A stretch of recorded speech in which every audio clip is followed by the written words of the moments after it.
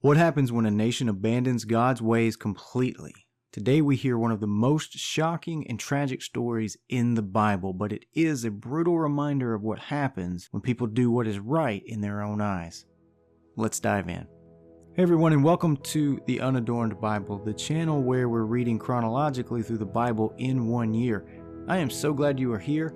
I am so glad you're with us on day 96 of our journey, and today we're diving into Judges chapter 19.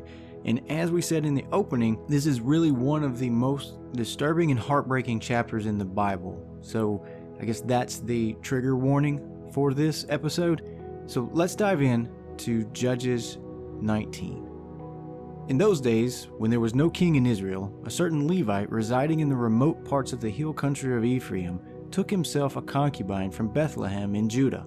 But his concubine became angry with him, and she went away from him to her father's house at Bethlehem in Judah, and was there some 4 months. Then her husband set out after her to speak tenderly to her and bring her back. He had with him his servant and a couple of donkeys. When he reached her father's house, the young woman's father saw him and came with joy to meet him. His father-in-law, the young woman's father, made him stay, and he remained with him 3 days. So they ate and drank, and he stayed there. On the 4th day they got up early in the morning, and he prepared to go. But the young woman's father said to his son-in-law, "Fortify yourself with a bit of food, and after that you may go."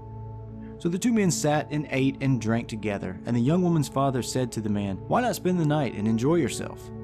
When the man got up to go, his father-in-law kept urging him until he spent the night there again. On the 5th day he got up early in the morning to leave, and the young woman's father said, "Fortify yourself and linger until the day declines."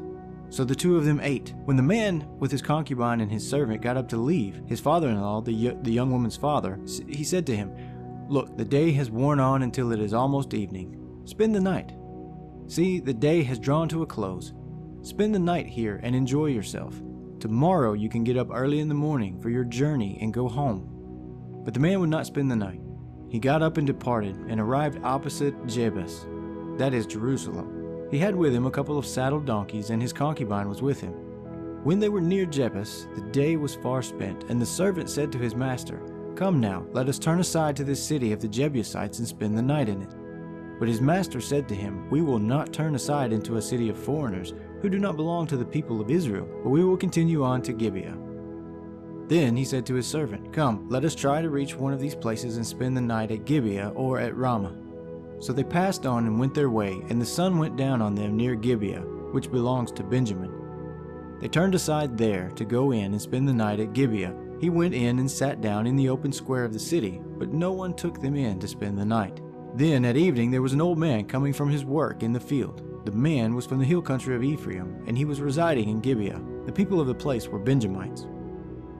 When the old man looked up and saw the wayfarer in the open square of the city, he said, "Where are you going, and where do you come from?" He answered him, "We are passing from Bethlehem in Judah to the remote parts of the hill country of Ephraim, from which I come. I went to Bethlehem in Judah, and I am going to my home. Nobody has offered to take me in. We have straw and fodder for our donkeys, with bread and wine for me and the woman and the young man along with us. Your servants need nothing more." The old man said, "Peace be to you. I will care for all your wants. Only do not spend the night in the square." So he brought him in his house and fed the donkeys. They washed their feet and ate and drank. While they were enjoying themselves, the men of the city, a perverse lot, surrounded the house and started pounding on the door. They said to the old man, the master of the house, "Bring out the man who came into your house so that we may have intercourse with him." And the man, the master of the house, went out to them and said to them, "No, my brothers, do not act so wickedly. Since this man is my guest, do not do this vile thing. Here are my virgin daughter and his concubine. Let me bring them out now. Ravish them and do whatever you want to them, but against this man do no such vile thing."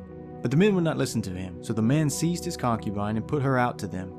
They wantonly raped her and abused her all through the night until the morning. And as the dawn began to break, they let her go. As morning appeared, the woman came and fell down at the door of the man's house where her master was until it was light. In the morning her master got up, opened the doors of the house, and when he went out to go on his way, there was the woman, his concubine, lying at the door of the house, with her hands on the threshold. "Get up," he said to her, "we are going." But there was no answer. Then he put her on the donkey, and the man set out for his home. When he had entered his house, he took a knife, and grasping his concubine, he cut her into 12 pieces, limb by limb, and sent her throughout all the territory of Israel. Then he commanded the men whom he sent, saying, "Thus shall you say to all the Israelites, has such a thing ever happened since the day that the Israelites came up from the land of Egypt until this day? Consider it, take counsel, and speak out." This was a tough chapter, but it forces you to really confront the reality of a world without God's guidance. If this story left you speechless, drop a comment below. That's an oxymoron. You're speechless, but provide some speech. Type it out below. Leave us a comment. Also, don't forget to like the video and subscribe to the channel. I promise you, as we move forward, there will be more pleasant things ahead. I'll talk with you tomorrow as we wrap up Judges and we start into the book of Ruth. Take care.